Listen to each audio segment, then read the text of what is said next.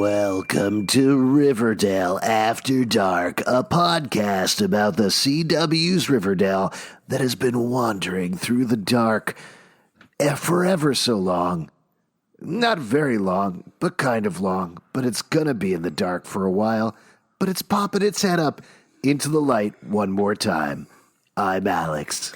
One of the scariest things you realize as you get older is you really like TV shows, especially this one. It's, like sort of outside of what you normally expect to be like a fan of. And man, it's a long ways until we get more of it. I'm Justin.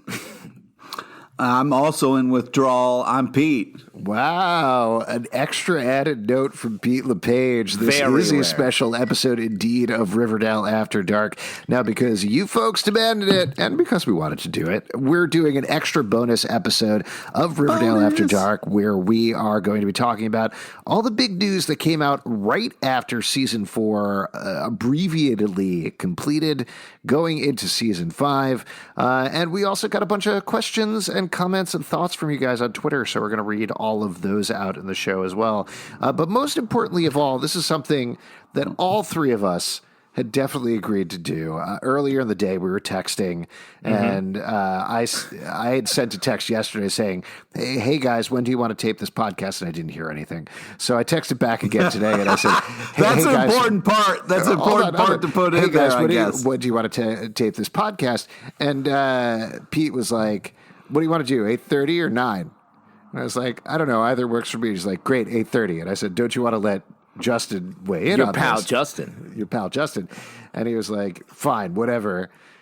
Justin weighed in, said 9 would be better. And then Pete immediately was like, what are we doing?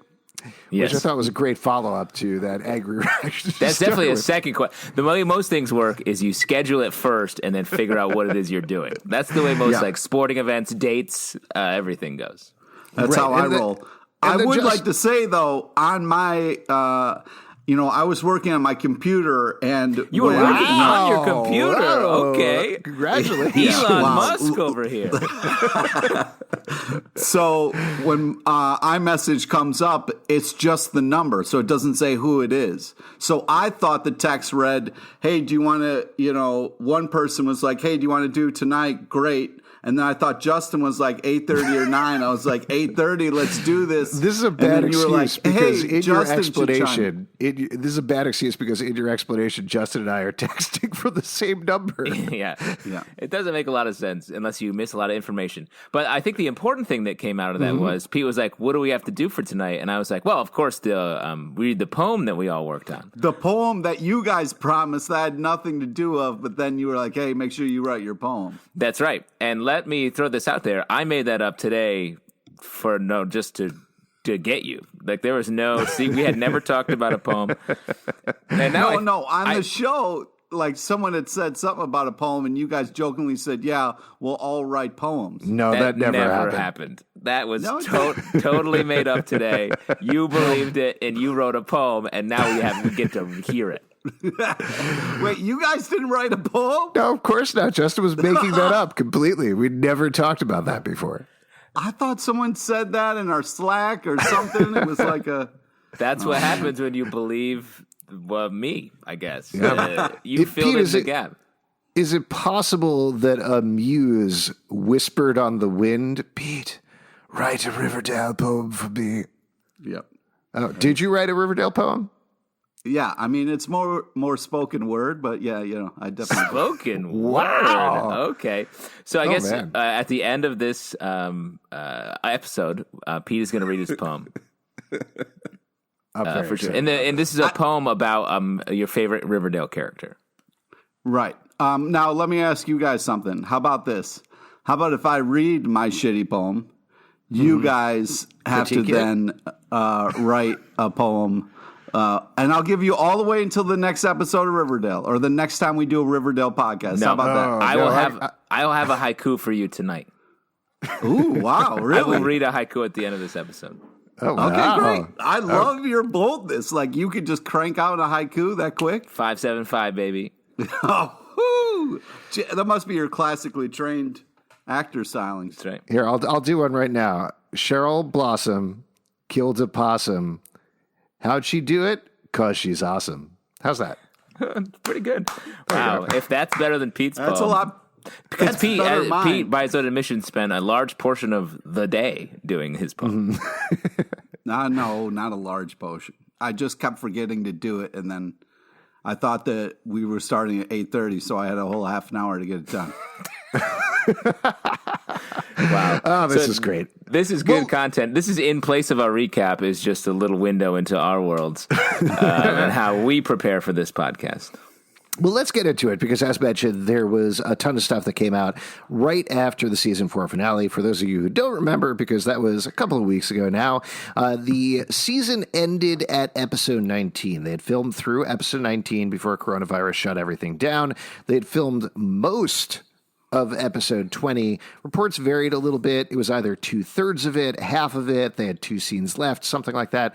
Whatever it was, when Roberto Aguirre Sacasa, the showrunner, and other folks looked at it, they realized they couldn't successfully do episode 20 in a way that they were happy with, and they felt like the cliffhanger at the end of episode 19 at least left people in a good place where then they could come back in season 5.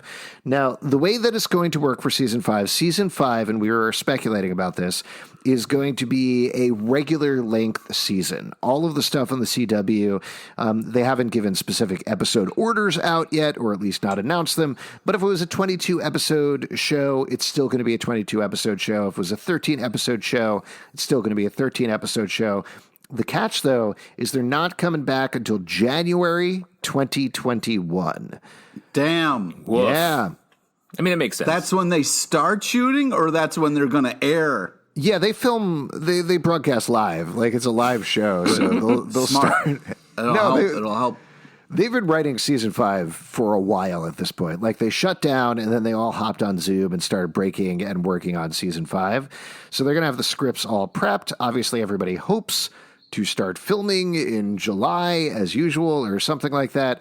But basically, the actually very nice thing that the CW did is they talked to the showrunners and they felt like, what is the earliest we can get people back that they're comfortable with, where they're not going to feel stressed creatively, where they're not at a point where it's like, we're coming back in October, and then it's like, oh shit, we got to jam this out.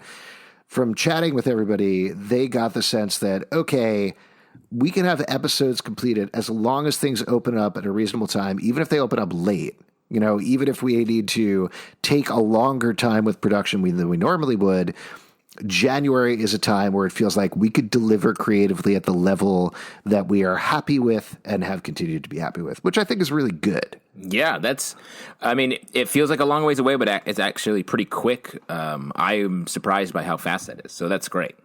Yeah. Well, it's different than a lot of the other networks. I mean, CBS and ABC in particular, I think, have said business as usual, coming back in October, with nothing to back that up, which seems insane. Yeah. So good for them. It's going to be a long time. It's going to be sad to see the show off the air that long, but hopefully they're going to have a season rocking and rolling by then. They have most of the premiere already shot at this point, so that's great.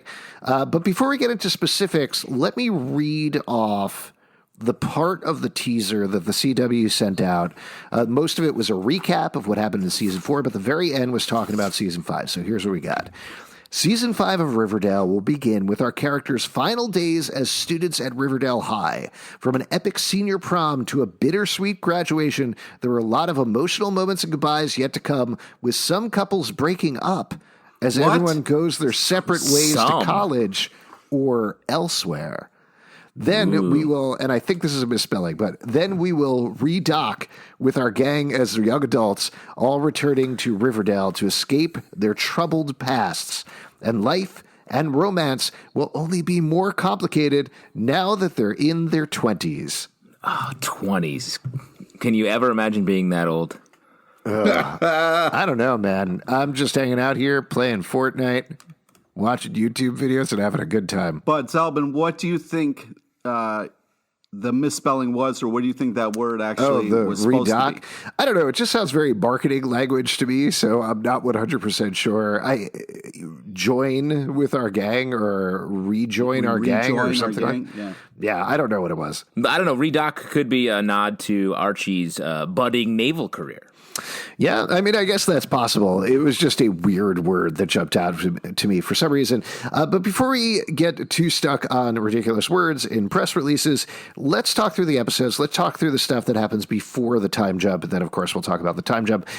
First, there's the prom episode. This is episode 20. This is going to be the season premiere. It is going to be a legit prom episode. It's also going to be picking up the whole voyeur mystery, everything that's going on there. They're not going to forget about that. But the big takeaway is, because there are a couple of interviews about this and there's been a lot of speculation, there was some interesting language used to talk about the couples. Pete, I know you responded to the couples breaking up before everybody goes their separate ways. It sounds like couples. Plural. Yeah. It sounds like there's three things that are going to be going on with each of there's one thing that's going to be going on with each of the three couples, excuse me. So for Varchie, it sounds like there's going to be serious trouble. That old specifically, thing. And you caught on to this, I think, Justin, but there was the whole thing with Archie sang that song for Betty and got stopped in the middle. It sounds like that's going to get picked up again. Boo. Yes. So I mean, Archie, once you write a song, you got to get it out there. No, you don't. And he's gonna be like, this song's for you, Veronica. Betty, I love Betty. That's what's going to happen. Yeah. Well, I mean, the popular theory, which I think totally tracks, is there was that scene where Mary Andrews was like, "Oh, did you write that song for Veronica? Oh, so cute. She's going to love it." My feeling is she's going to be like, "Hey, Veronica, did you hear Archie wrote a song for you?" And Veronica's be like, "Oh, you have to sing it at prom for me," or something 100%. Like that. But the variance, a lot of the discussion has been, what do you think is going to happen after that? Like, is it legitimately going to be like, your blonde hair and blue eyes, and I love how you date Jughead? No, I think it's going to be. I don't think you killed that cat, Betty. I think it's going to be one of those things where everybody's going to think it's for Veronica, but there's going to be one little line in there that tips Veronica off, and then she's going to look over at Betty, and Betty's just going to be like pale-faced, like, oh, shit, this is definitely about me, and now, you know. Do you think she's going to be like yanking her collar a little bit? Yeah, like, classic Betty. Archie, stop. But as far as the breakups are concerned, I will be all right if Archie and Veronica break up. But if you break up both Cheryl and Tony as well as Betty and Jughead, I can't. You can't. My prediction, if we're into the prediction phase of this, I think Choni Chopaz is strong, and Bughead and Varchie are done. The Bughead thing was interesting. Like, here's the details about the Bughead thing. It sounds like, based on the description, that they're going to have a more heartfelt discussion at prom rather than a breakup at prom. Like, the hint certainly seems to be Veronica and Archie breaking up at prom, probably because of what happened with Betty and Archie. Bughead, though, it seems like they're going to be totally focused on their future and the fact that Jughead is going to University of Iowa and Betty is going to be going to Yale. So they're going to be in two different places. So my suspicion is they're not going to break up at prom, but they are going to break up by the end of the season and head their separate ways. Yes. That's what that's what I'm saying as well. I'm not saying it all happens at prom. Yeah. I think by the end of the season, we're going to end up with the double breakup. Choni Chopaz. Yeah. If you give me like, okay, Cheryl and Tony together, Archie breaks up, and then off screen, Betty and Jughead break up, and then we see them years later coming back to Riverdale. okay, that's a little bit easier as long as you give me the hope that they're going to get back together by the end of this fucking thing. What do you mean by this fucking thing? Like your life? Yes, my life. Yeah. You think you're going to survive to January 2021, Pete? I'm trying. Yeah. That's what my new fucking goal is now. Nice. Well, I got to survive until it comes out. Oh, okay. Wow. Just the first episode, though, right? You're going to watch the season premiere, and then you're done. And then keel over. Baby steps. Well, let's talk about Choni as well, because that was the other one that got teased a bit, and reports vary, is I think the way that I would put this. So the Choni fan base flipped out when the news came out about what was going to happen at prom. There was a tease that it's going to be Romeo and Juliet-esque because we're finally going to meet Tony's family, and they disapprove of Cheryl. Course. So that's the plot line there, and people are like, oh shit, this is everything we ever wanted. There's a big Choni storyline at prom. We're finally going to meet Tony's family. This is so exciting. People wrote Vanessa Morgan on Twitter and were like, oh my God, are you so excited to finally get a backstory for Tony? And she was like, LOL, still waiting, or something like that. Oh shit. Yeah. So my suspicion here is this is like 2 scenes, right? Or it's just like we don't get a backstory. We just get characters showing up to cause problems, right? But I think this to me feels like this kind of stumbling block that will be the plot of an episode, but they will overcome it. Mm-hmm. Is very much in line with their story, I think. Yeah. What do you think, Pete? I think they're gonna mess with us where it's gonna be like Cheryl's in all the scene or Tony's in all the scenes. But she's just like in the background of every scene. Like she's in every scene, but she's still like the background. Even the ones that she shouldn't be in. She's just like hanging out there. Yeah. That'd be great. And they're and like in the men's bathroom and she's like, oh, sorry, my bad. And like walks out. Oh, yeah. And that's fun. The fans go crazy for that. And the whole time she's in the background, like introducing her parents to people that we can't really see or hear the conversation. Yeah, exactly. I mean, telling long stories. What I could see happening is that we do finally meet Tony's family. We know that they hate the Blossom family because the Blossom family took over their land to found Riverdale and kick them out of there. Yeah. That's way back from season 2 continuity. But I'm sure they'll come in and be like, you're dating a Blossom? How dare you? And then she'll be like, I've literally never seen any of you before on this show, so get out of here. Yeah. And it'll be fine. So that's the prom. Then there's another episode, which is probably going to be... Wait, did they say anything about the theme of prom? I think they established the theme of prom, right? It was old Hollywood. I know that was in a dream sequence, but I feel like it counts anyway. Oh, okay. Yeah. I think that tracks. Like, even if it was just a dream, that dream coming true is fun and good for the... makes sense with the show. Yeah. So then we'll have the next episode. I'd imagine, as usual, they'll probably wrap up the voyeur mystery in some sense that episode and then deal with the fallout. And the last episode is going to be the graduation episode. And then everybody heads off in their different directions. The original plan was to have a time jump as a twist at the end of the season where they go ahead 4-ish, 5-ish years, as much as time matters in Riverdale.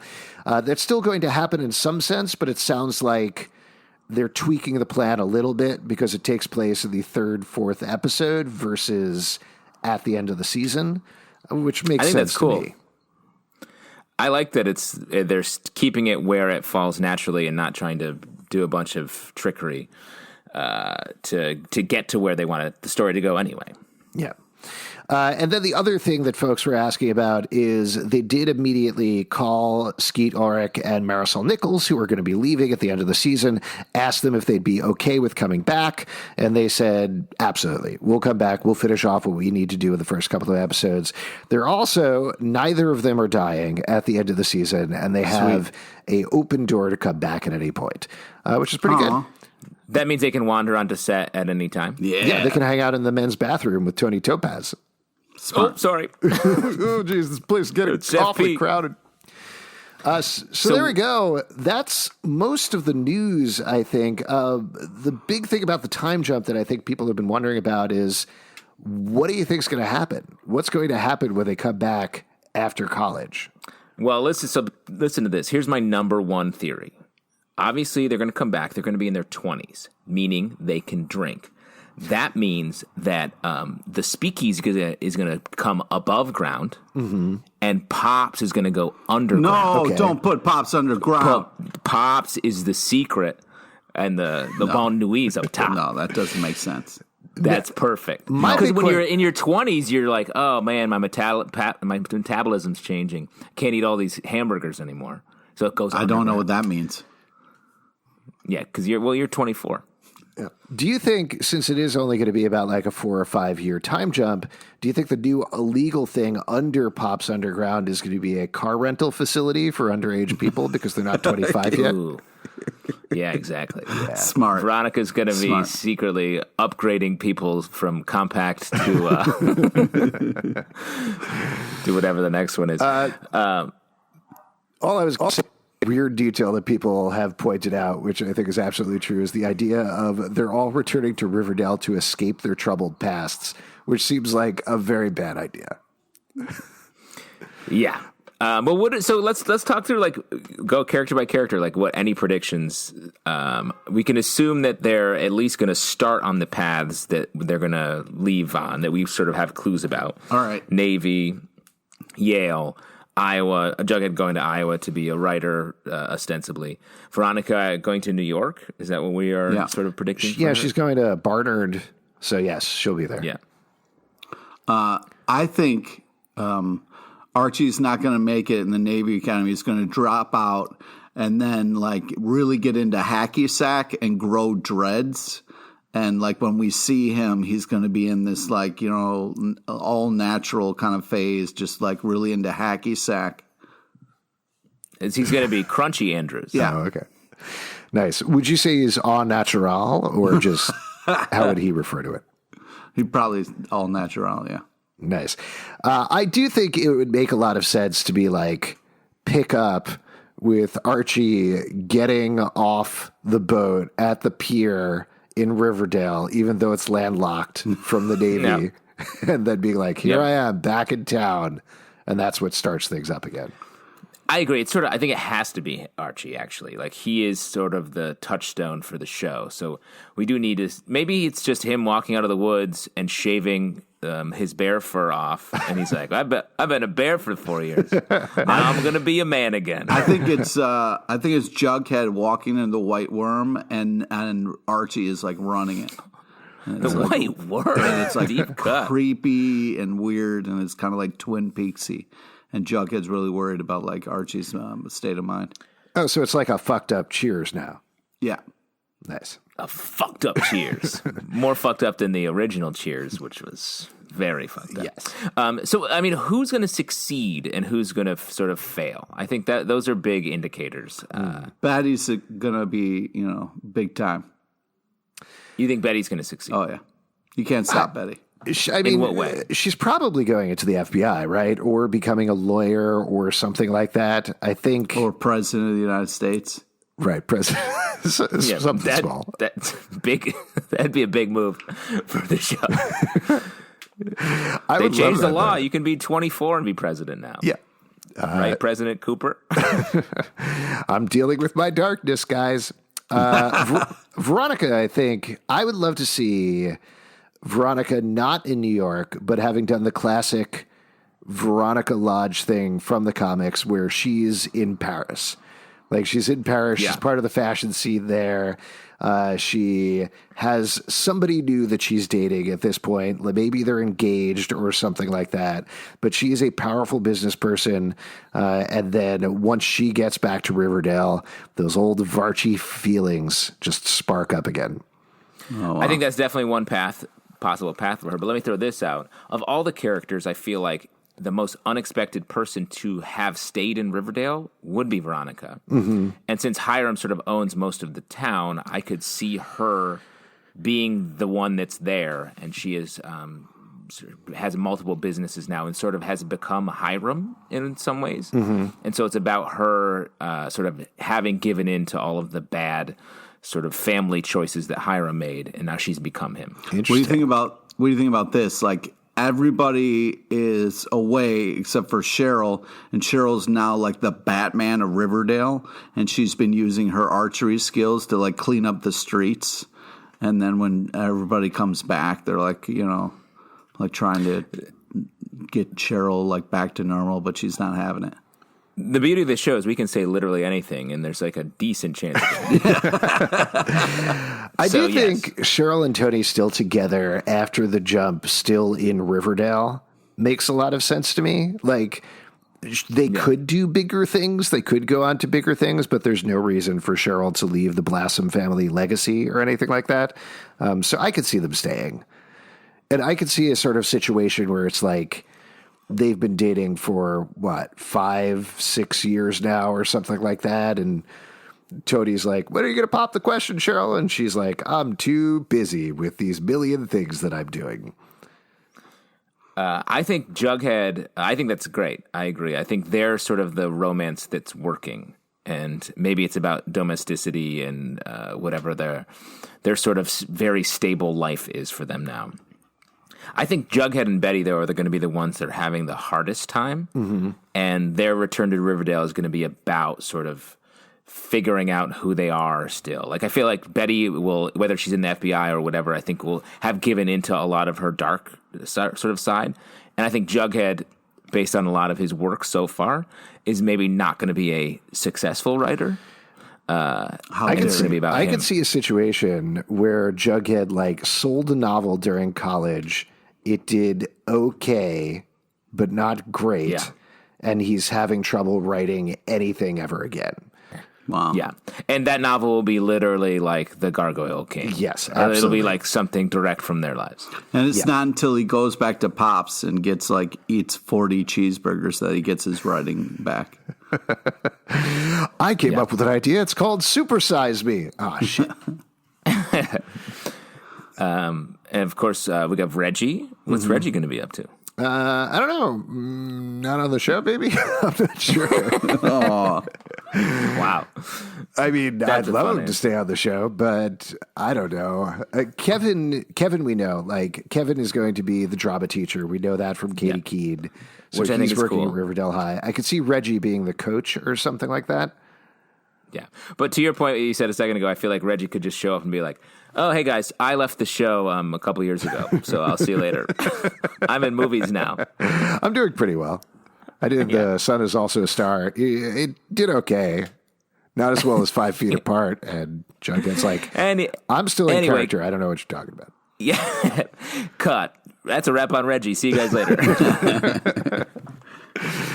All right. Do we want to move into some Twitter questions that folks sent in? Let's kick it off with Fangirl1989 on Twitter. Maybe a Taylor Swift fan. Not quite sure. Where do you see the characters in the 5-year time jump? Okay, I think we covered that one pretty well. Yeah. But were there any other characters? Like, we didn't talk about the adults. There's a possibility. I was going to say Alice. Yeah. Alice is a good one, especially if their FP's not on the show. Or not in the plan anyway. Right. That means that their romance is probably over if she is. So, like, is she going to be single again? Is she going to be with someone else? I think Alice, makes her own Elvis kind of like jumpsuit and runs a separate farm. Great. A new farm. Okay. Yeah. I think running the TV station makes the most sense for Alice, right? Or mayor, I think. Or mayor. She could, yeah. That could work as well. This is from TVD Vixen. How would you guys rank the seasons? I think we did this on the last show. But now that you have we just picked our faves. I don't know if we fully ranked them. Oh, okay. But should we come up with a ranking we all agree on? Yes. Okay. Sure. All agree? That's a strong... All 100% agreed. No disagreement. I'm going to say first season is number 1, right? Right. Agreed. Okay. Fourth season is number 2. Agreed. Pete? And then 3 and then 2. Yeah, I think so. At me. What do you think, Pete? 1, 4, 3, 2? I almost want to go 1, 4, 2, 3, but I'm not sure. I'd have to kind of go back and kind of do a little deeper dive. I almost want to go 1, 2, 3, 4 because that's the way I watch them, and that's also how numbers go. The only reason I'd rank 3 over 2 is not that 2 was bad. There's some great stuff in 2, but 3 is such an insane fever dream. Yeah, that it's certainly something that like I think about a lot more than the plot of season 2. All right, touche. You won me over. You won me over. It really reached like crackhead speed of insanity in 3. So that's exactly. I feel like the pace of Riverdale is the natural pace is what happened in season 3, and that's where we are from here on out, I feel like. Yeah. All right. Let us know if you disagree at Riverdale Dark. I'm sure there will be no disagreements whatsoever. At It Civic says, do you think any of the couples will be married after the time jump? I hope Cheryl and Tony. Yeah, I think we could have a married Choni show pass. Yeah, I could see that happening. Also, I think season 5 will continue the videotape storyline. Will be the main focus of the first part of the season. Yes, I think that's right, and I think they're going to wrap that up in the first 3 episodes, though I am curious whether they're going to try to make something cohesive with the rest of the season now that is 3 seconds of the season, you know?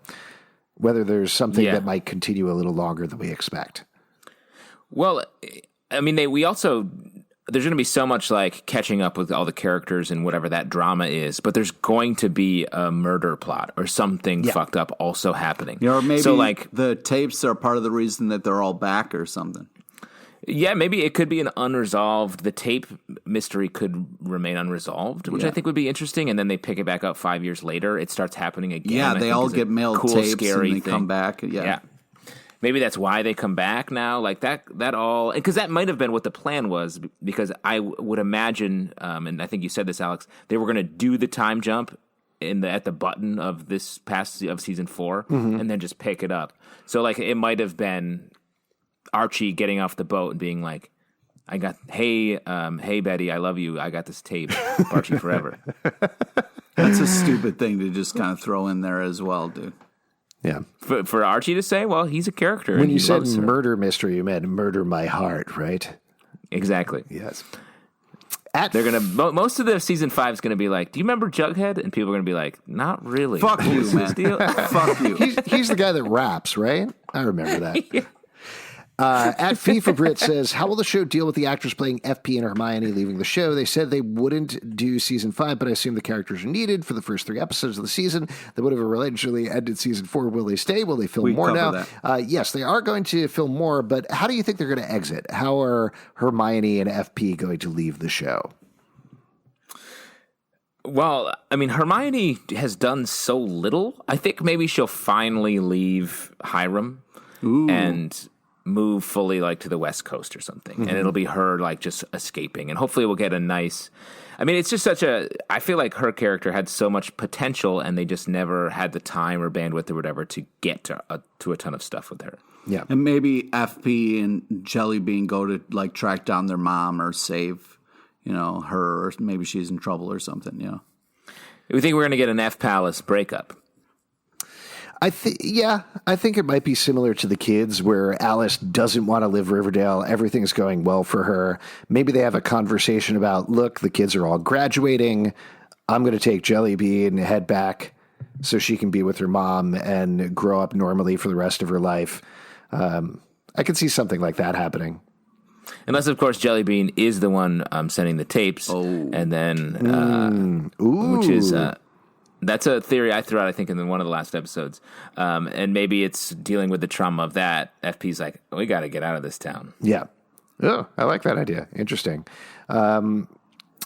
This is from @DDeddy. I think Cheryl and Tony will be together because they are going to the same college, but it is also possible that Cheryl will quit college because they won't let her do, quote, all the things. I can see that happening.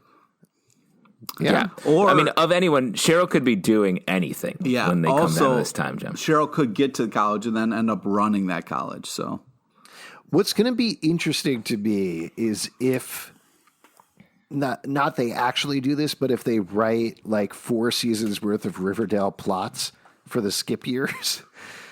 Because then they're totally different people. Like if they start referring to things like, "Oh, don't you remember the Squeeze Box reunion? You remember that when that happened?" And they're like, "Yeah, of course," and start running through those things. That's going to be utterly insane. But I think it'll track closer than that, right? I love that idea that there's like, I remember when Jesus was risen and came back a couple years ago. Like, oh yeah, that was in the news. Yeah. That happened. At BCTTY Andrews, based on what's happened in the season so far and what Roberto said in interviews, what do you all think is going to happen with Varchie in season 5? Great question. Nope.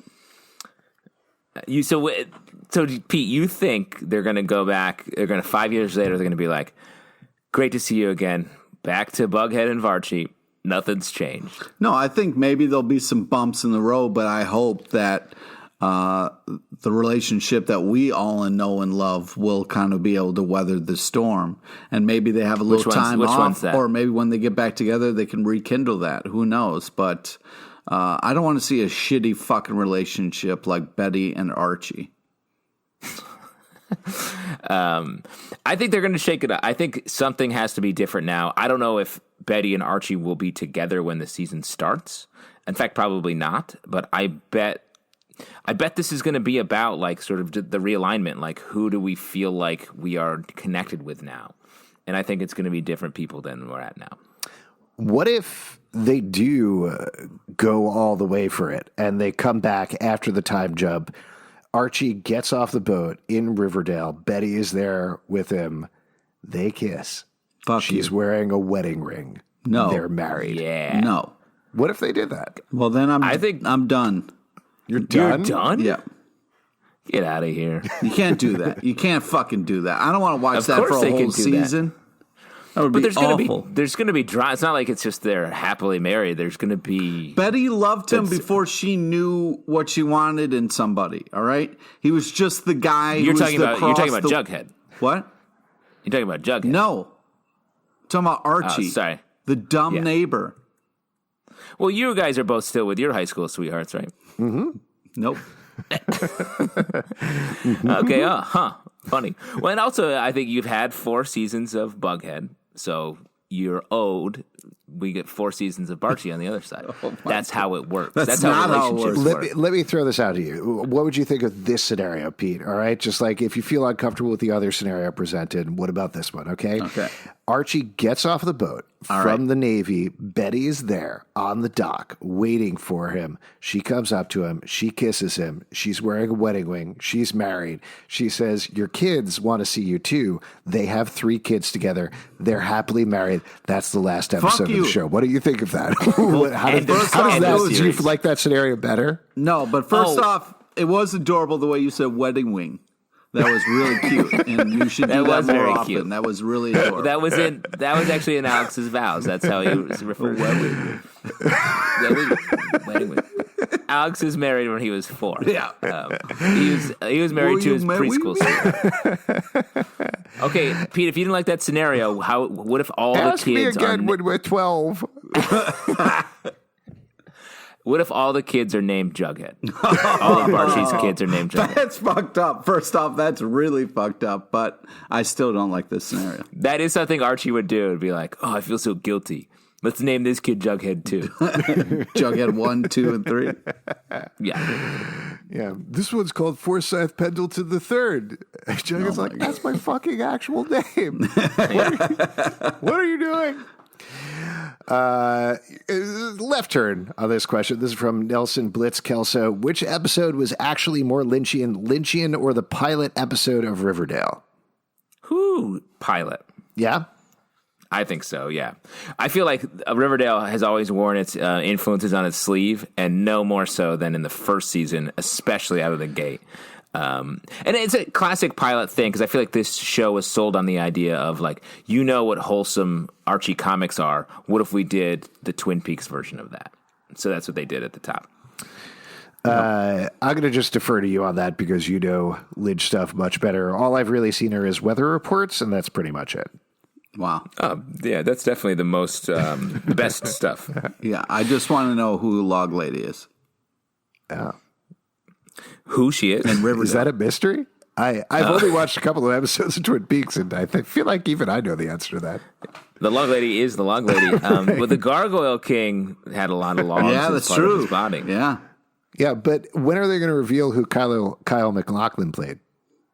That's it's a great point. Yeah, a lot of. I mean, that's the thing is, if you look at the credits, they reveal a lot of who the actors are playing. No, I never watch those. I want to preserve the surprise. This is I from don't Jules. turn on TV to read. Jules 208. Yeah, so excited. Question. Objectively speaking, writing wise, what are each of your thoughts on Varchie? I.e., their storyline, if they have the potential to be endgame, could they be good together? How do you see their storyline progressing? Predictions? Objectively, please, Pete. LOL. Objectively. I did not thank make you. First off, thank you for being nice about it, and that I appreciate that. But objectively speaking, Archie is so beneath Betty, it's a fucking insult to suggest that they would be together. He is the equivalent of dating a fucking puppy dog that has like a treat tied on the end of a string in front of him, okay? He can't even stay with Veronica. How the fuck is he going to pull off Betty? Can I throw out a scenario at you, Pete? All right, just a scenario here. I know you weren't happy with the first two, but how about this? Archie gets off the ship. Yeah, Archie gets off the boat. All right. He gets off the boat on the pier on Riverdale. Betty comes up to him. She's there. She walks up. They're very old now. They're like 98 or so, something like that. That's how far the time jump is. Betty kisses him. She's wearing a wedding ring. They are married. A wedding ring? Should I say that? Yeah, a wedding ring. They're married. Betty says, wow, Archie, you and I have lived a long, happy life together with no problems whatsoever. This is your entire extended family behind you here on the pier. This is the last moments of our lives. Jughead sucks. And then they die. What do you think about that scenario, Pete? How does that strike you? Objectively speaking, if what you said was true, and you took back maybe the last couple of sentences, and then on the other end of a pier, you see Jughead, who is now looking more like Rambo and just murders everybody, and then goes, Betty, you and I were supposed to be together. And Betty like picks up one of the corpses, wipes some blood on her face, and is like, I'm Dark Betty again. And then they run off and be together forever. That would be awesome. So in this scenario, that's a cool Betty, dream. who is 98 years old, says, hey, Jughead, thanks for murdering my entire family. Exactly. Let's go off into the woods. Okay. Yeah. What if at the other end of that pier it's Jughead and he kisses the typewriter? The typewriter has a ring on one of its keys. They're married. And they have a bunch of novels as children. Oh, wow. Have we answered that question? I'll give you a solid answer ahead. on that. Objectively, we're journalists, as always. We are not. I think the specific, the way they handled the Archie Betty relationship this season, I thought was really great and very like. I think as a viewer, I got swept up in it. I think many people it was an intense thing, and then it sort of got truncated quickly, which I think left it wide open for all of the speculation, and especially with the time jump coming, leaves the door wide open for it to come back because it never got to play out. And I think that was really smart. I really like that they have rooted it in their sort of childhood stuff. It's been something that the show hasn't touched on hardly at all. It's been sort of there a little bit from season one and then just an undertone. So there's a lot to explore, and I like the way they went hard and then sort of stepped away so they can play with it all next season. Varchie forever. Objectively speaking, I agree with you that I think they have opened the door so that they can play with it more in season 5. But when it comes to Endgame, I am completely hesitant to say absolutely anything until they say they're going to cancel the show, or they're ending the show of their own accord or whatever's going to happen. Like in that scenario, that's the point when we'll know if they're heading in the Betty Archie direction or if they're heading in the Betty Jughead direction or the Veronica Archie direction or whatever direction they're going with. That'll give us a better idea of where they're going. But right now it's more about they've upended the apple cart. They're playing around with it a little bit. We'll see what happens. I could easily see them ending this show in however many seasons from now with Archie being like, all right, I'm finally happy. And then turning around and there is whoever he's not with at the time. And that's where they end it. You know, like it's going to be, he's still in the middle. Mm-hmm. It sort of has a nice shape to it if you come back to this thing where it's just all unresolved feelings.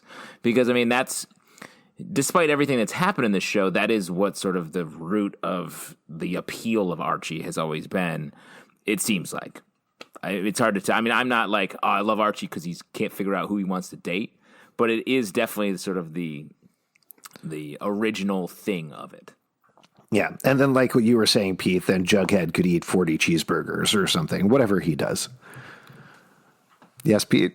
Is there something you wanted to say? No, because I can't be objective. So as much as I appreciate that person tweeting at us and listening to our show, it's just not how I work. So I'm sorry. Yeah. Fair enough. Adore Lily X. Cole says, if both Bughead and Varchie break up because of the Varchie kiss, who do you think has a better chance of getting back together after the 5-year time jump? Who do you think is more endgame? Sorry if that doesn't make sense. In my opinion, I think Bughead has a better chance. What do you think about that one, Pete? Yeah, that's nice. That's a good question because that's sort of a separate question from what we've been talking about. Which of those two specific couples have more of a chance of coming back? I think Bughead. Like, I think there is a part of me as much as I'd be excited for them to explore the Varchie thing just because I like drama and I like them shaking things up. I feel you do love drama, you. I'm a sassy bitch. You love drama. I feel like the story is they break up Bughead. How do they come back to each other? You know, what are they like after this time jump? How have they changed? How are they different? Do they find each other after that? That to me feels like a very powerful story to explore on the show. Yeah, and let me throw a couple things that occurred to me while you're talking. It feels like, what if this show shifts the sort of love triangle completely and it's fully away from Veronica and Archie, and the triangle is Jughead, Archie, and Betty?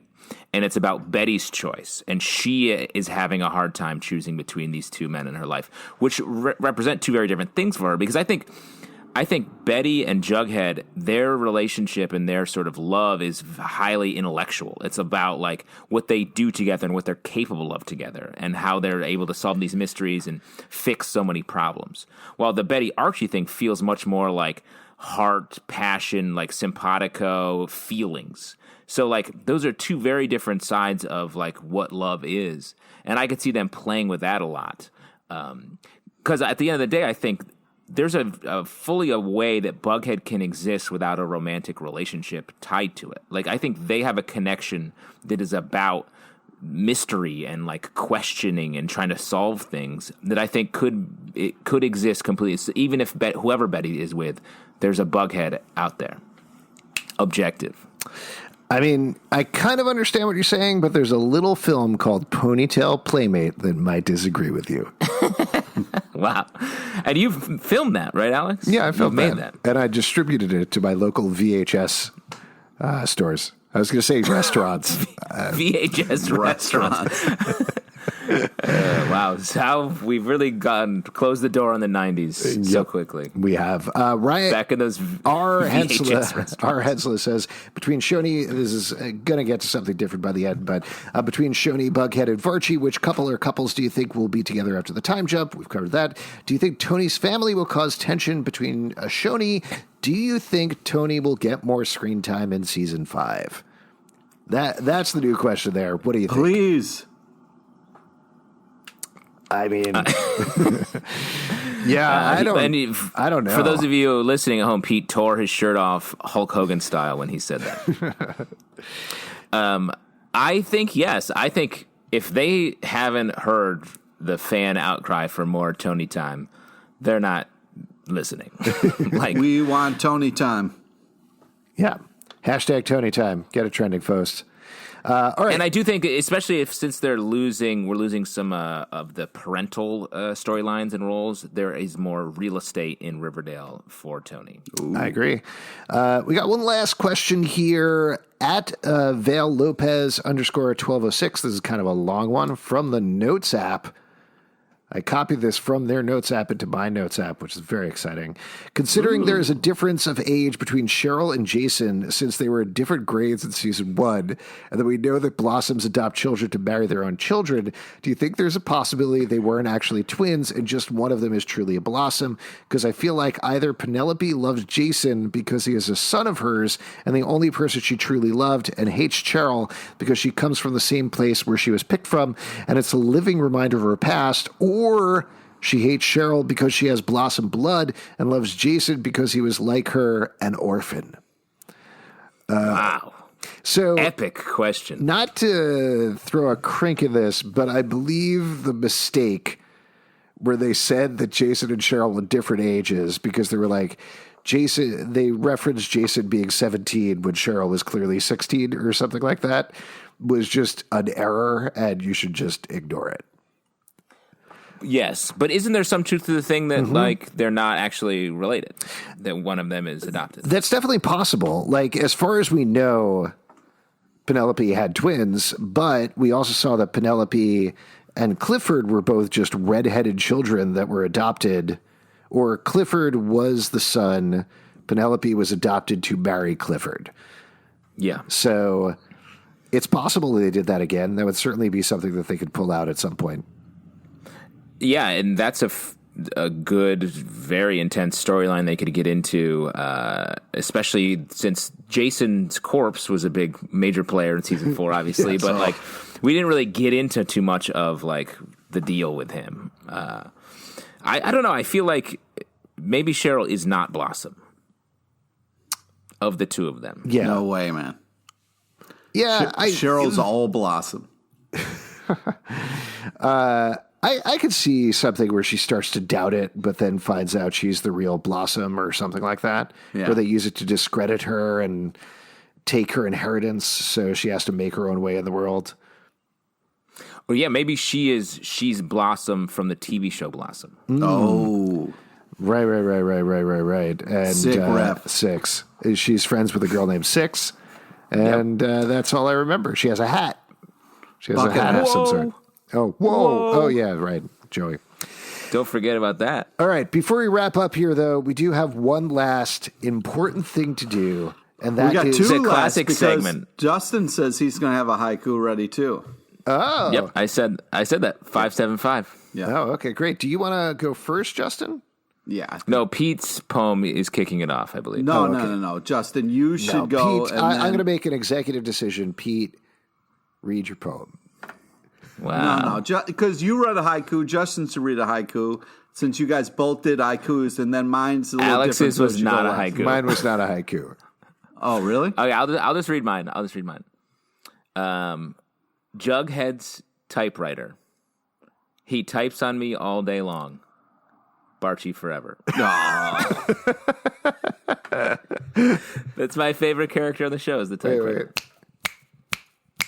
Yes. Preach. Pete, you want to read yours? All right. It's kind of long. Yes. All right. Bear with me. I was drinking. Is that the title? Is it about the bear who killed Archie? So I couldn't just pick one, okay? And the title tells you who's my favorite. But I was pounding Mountain Dew and vodka, and this is what happened. Oh, my God. Right. Pounding?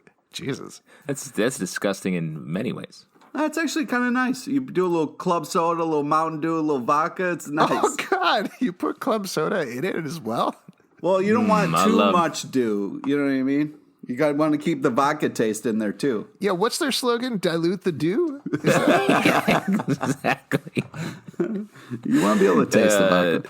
Dilute the dew. It's too strong. Okay, so like I said, this is more of a spoken word. So if you guys could, keep your guffaws and bullshit to yourself until the end so I could get all the way through this.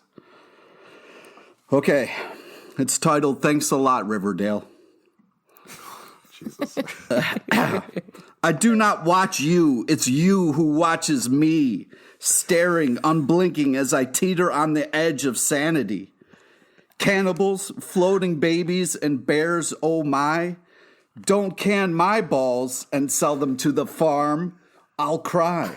Kevin's pain and loss knows no bounds. How can you casually live with a corpse? TT's love binds and grounds Cheryl's life. As it's as crazy as Jingle Jangle, yet somehow so right. Hell, you even helped me mourn the loss of Pike. That flannel father was truly one of the greats. You changed me, Rivy D, waded me to a new shore. You watch as I toiled in the whodunits and mania galore. The tapes, the mass, the power of the role playing. But what role do you play? You changed the game, the script, the pacing so fast, rocketing me into a cult-like following with a blast. All hail the Griffin Queen, the Serpent King, the Ram, Deadeye Blossom, River Vixens, Fangs, Af Palace, the Sex Bunker, creepy dolls, and even creepier nanas. So many new things to my new lexicon. Don't ask me what a sticky maple is. And no, I don't want to join your prison fight club, mad dog. I can't quit you, Riverdale, so don't you quit me. I'm just chained to the fridge, hoping and waiting to see. Wow.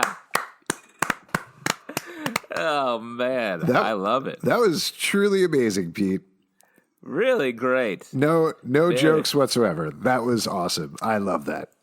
Me too. I love that. It was a beat poet. Shit, man. Rivy D. It's Rivy D. Great. Yeah, Pete's going to be taking tips after the podcast. Text and you. What's that? Oh, Pete's going to be taking tips after the podcast. He'll be outside if anybody. Exactly. I can't believe I texted that as a sort of a bit, and you wrote something wicked. Wow. Great yeah, job. I thought it was something that we had to do. So yeah. Oh my gosh, I'm so glad you did it. But Pete, you did have to do it. You did have to do it. For your soul dictated that you do it. Yeah. And our souls are dictating that this episode is over. This is it for Riverdale for the moment. I know we said that at the end of the last podcast, but hey, there's a long break. Maybe we'll figure out something to do between now and January. If you folks have any ideas, throw them at us.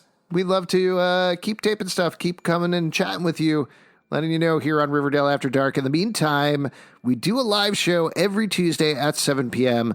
to Crowdcast and YouTube. We talk about comic books. Happy to talk about Riverdale as well. Come check it out. iTunes, Android, Spotify, Stitcher, or the app of your choice to subscribe and listen to the show.